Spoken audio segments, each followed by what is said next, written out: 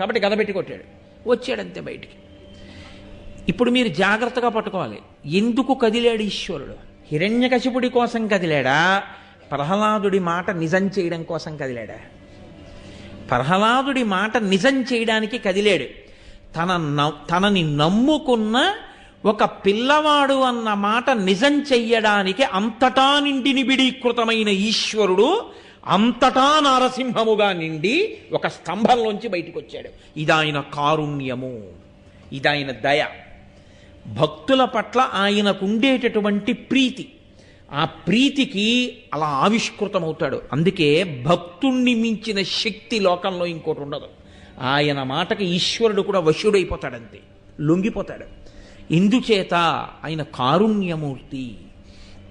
ఈశ్వర అన్న మాటలో అంతర్లీనమేమి పరమ కారుణ్యమే. అంతటి దయ కలిగిన